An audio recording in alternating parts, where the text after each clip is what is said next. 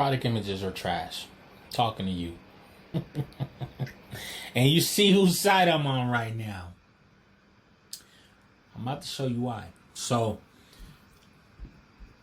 if you're a streetwear brand, 9 times out of 10, this is how your product images look.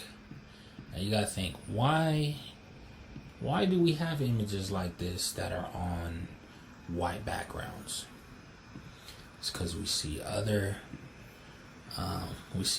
brands do it. Big brands we look up to do it.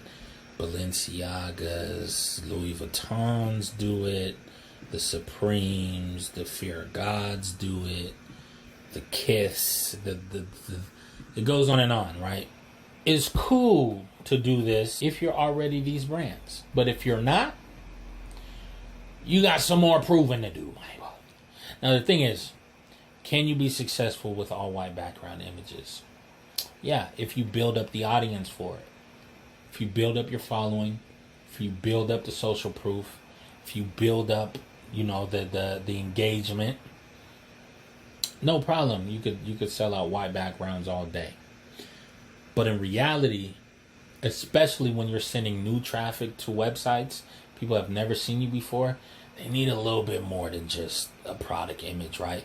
Because this can look one way, and I might look at this and be like, oh, I'm not really feeling how the lines are on the neck like that. Nah, I'm good.